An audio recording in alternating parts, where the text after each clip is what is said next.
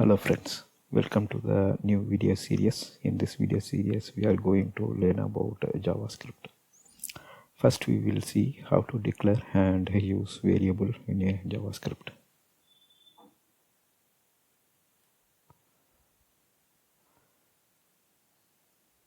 First let us have a basic knowledge of what is JavaScript. So it's a script for developers to perform some action on server side or client side in a web application environment. So when the script runs on client side, we call it as a client side script. This means the JavaScript will run on the client browsers. The same way, when it runs on server side, we call it as a server side script.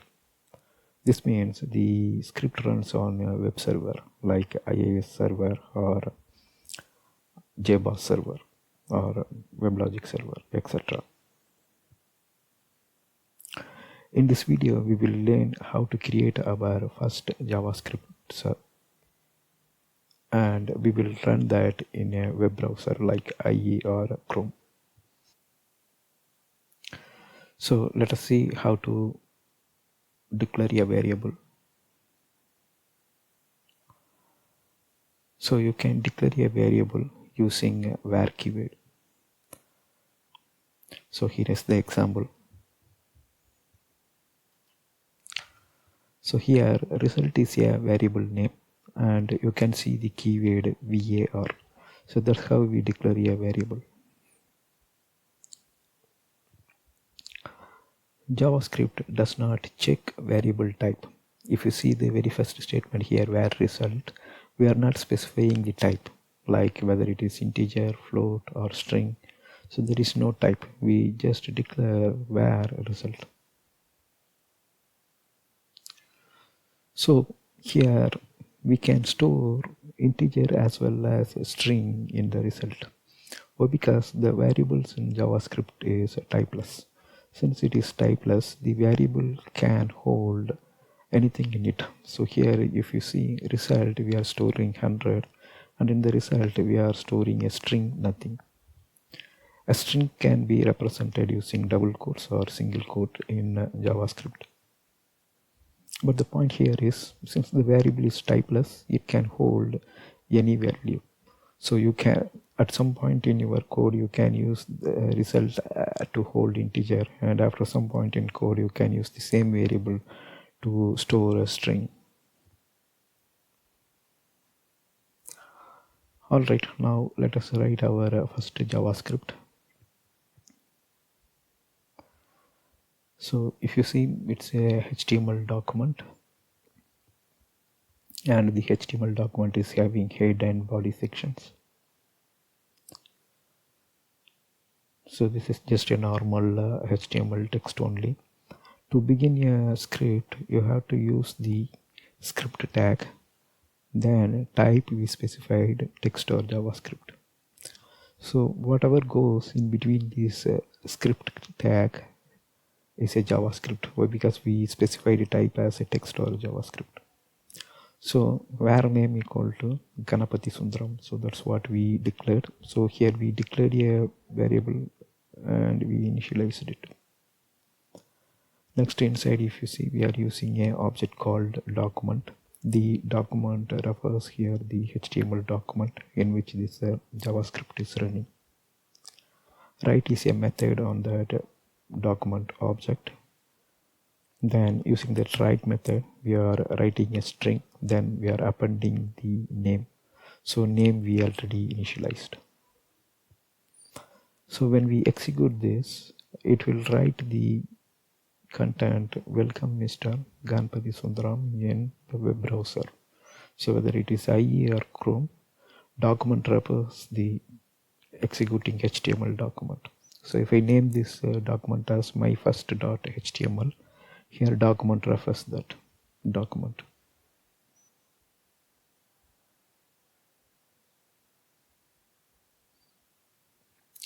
So to run JavaScript, we need some settings because some browser won't allow running the JavaScript. So in IE side, so you have to enable scripting. So in the demo we will see how to enable this scripting. Then if it is a Chrome, then we have to go to site content and then choose JavaScript allowed. So likewise for other browsers also there will be a setting which can allow JavaScript.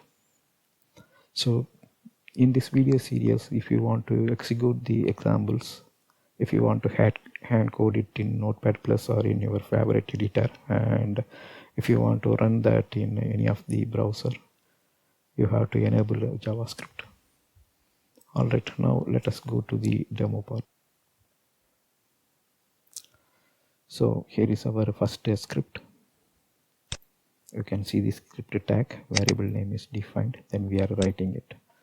So here I am using the Notepad editor. Notepad editor is decent enough to show you the color coding, and it has a support for HTML as well as a JavaScript. So it performs a real decent syntax highlighting. Alright, first let us go to IE.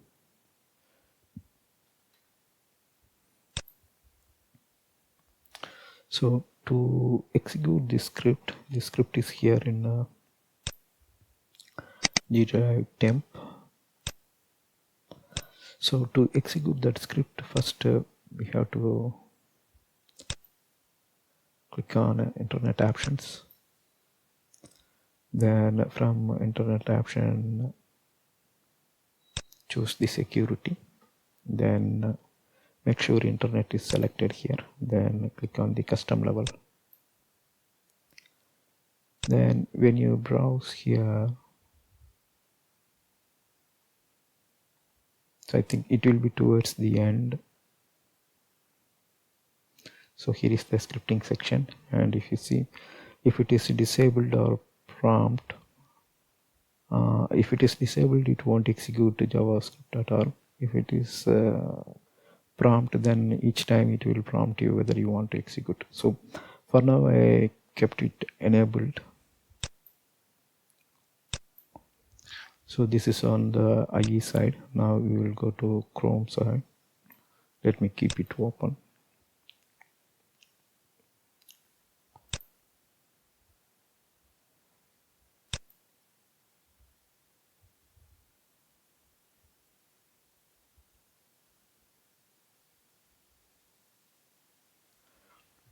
So go to settings. Then in the settings we have to choose privacy and security. Then here privacy and security is displayed. Under this we have to select site settings. So click on that.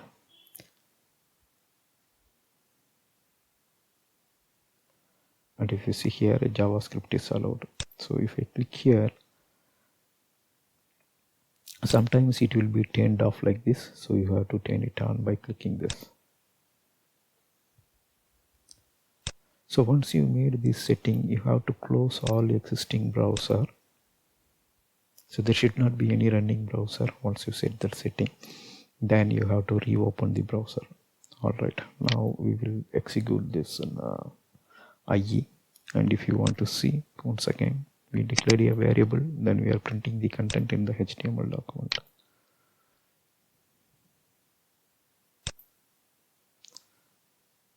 So here is my first JavaScript. So this is coming from the normal HTML document. Let's say static. So this is coming from a normal HTML document. It is a static content, but this one is a dynamic content which comes from our JavaScript. So the second line says, "Welcome, Mr. Ganapati Sundaram." So we'll execute this in Chrome also. Here is my first JavaScript. Welcome, Mr. Ganapati Sundaram.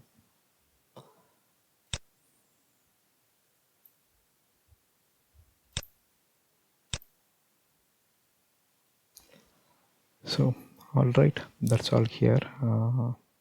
Thanks for watching. Bye.